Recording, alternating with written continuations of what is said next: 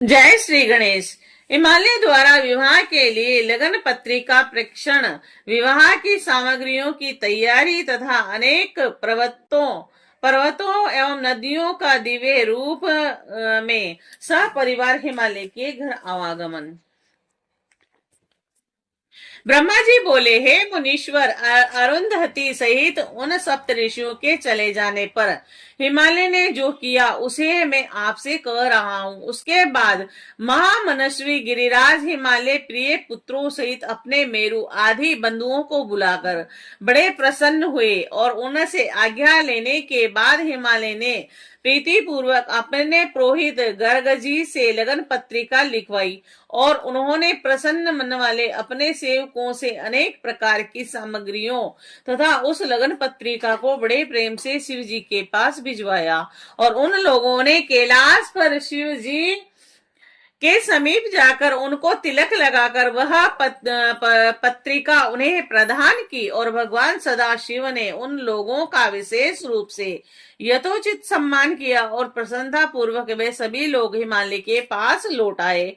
हिमालय भी शिव जी के द्वारा विशेष रूप से सम्मानित हुए और हर्षित लोगों को देखकर मन ही मन अत्यंत प्रसन्न हो गए।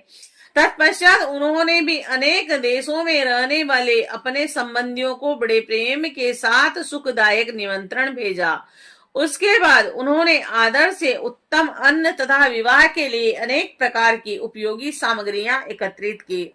उन्होंने चावल, चिवड़ा, गुड़, सकरा आदि नमक का पहाड़ लगवा दिया।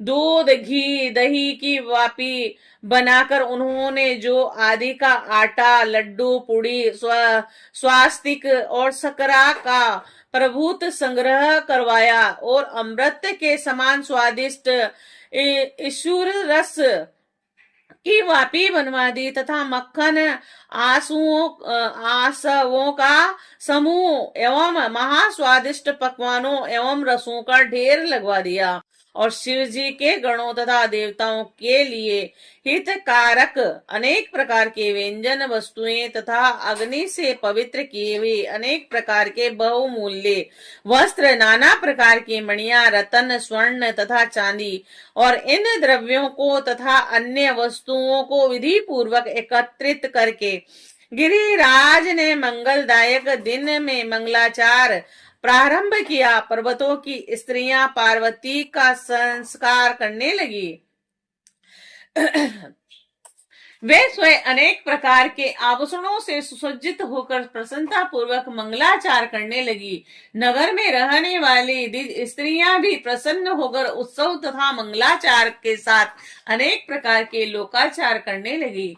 हिमालय भी प्रसन्नचित्त होकर प्रेम के साथ समस्त मंगलाचार कर बंधु वर्गों के आने की प्रतीक्षा करने लगे और इसी बीच निमंत्रित उनके सभी बांधव बंधु अपनी स्त्रियों, पुत्रों तथा सेवकों सहित प्रसन्नता पूर्वक वहां आ गए। और हे देव ऋषि, अब उन पर्वतों का आवागमन आदर पूर्वक सुनिए। मैं शिव जी की प्रीति बढ़ाने के लिए संक्षेप में वर्णन कर रहा हूँ।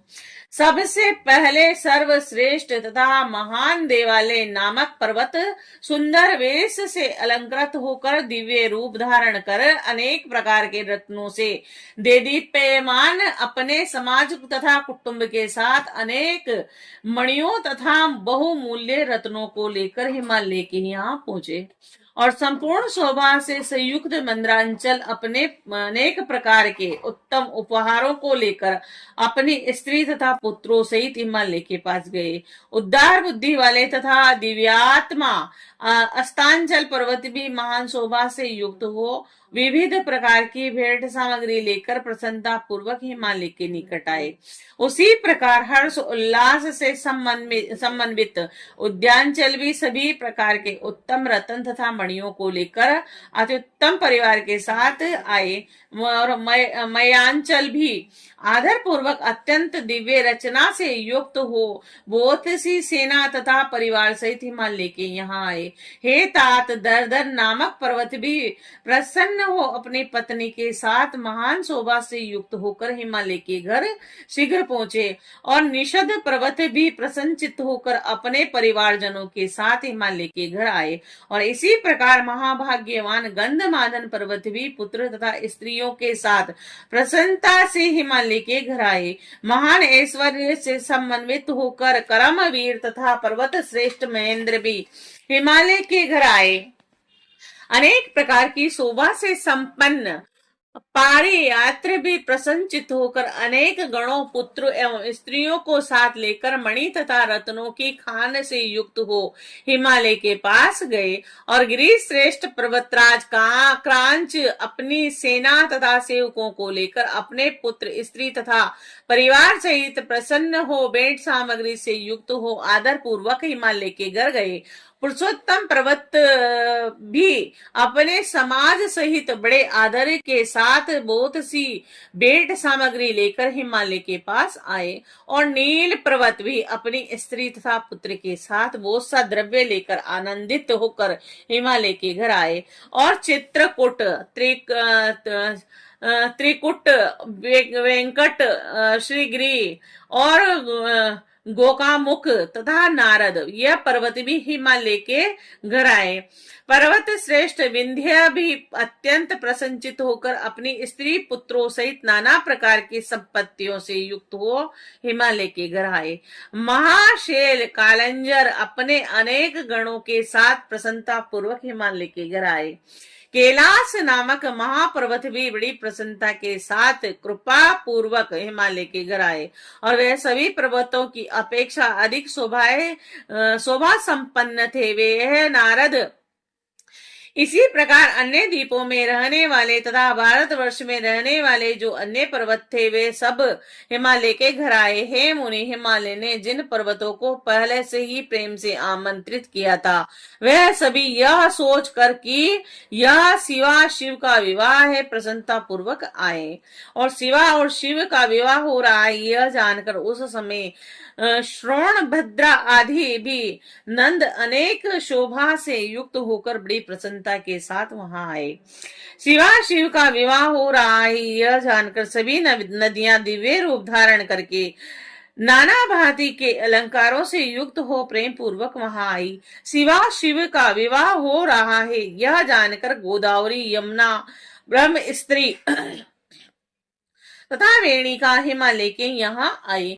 शिव शिवा का विवाह हो रहा है यह जानकर गंगा जी भी महाप्रसन्न हो दिव्य रूप धारण करके अनेक प्रकार के आभूषणों से सुसज्जित होकर वहां पर आई। शिवा शिव का विवाह हो रहा है यह जानकर सरिताओं में श्रेष्ठ अत्यंत आनंद प्रदान करने वाली रुद्र की कन्या नर्मदा भी बड़े प्रेम से शीघ्र वहां आ गई। और उस समय हिमालय के यहाँ आए हुए उन सभी लोगों से यह दिव्य तथा सभी शोभा से युक्त पुरी भर गई और वह महोत्सव से युक्त हो गई। इसमें नाना प्रकार के केतु, ध्वज, तोरण सुशोभित होने लगे। नाना प्रकार के वितानों से सूर्य का प्रकाश रुक गया और वह पूरे रंग बिरंगे रत्नों से छटा से पूर्ण हो गई। हिमालय ने भी प्रभुत्व आदर के साथ अत्यंत प्रेम पूर्वक उन स्त्रियों तथा पुरुषों तथा यथोचित सम्मान किया और उन्होंने सभी लोगों को अलग अलग उत्तम स्थानों पर निवास प्रदान किया और वे अनेक प्रकार की सामग्रियों से उन्हें पूर्ण रूप से संतुष्ट किया। श्री शिवाय नमस्तुभ्यम।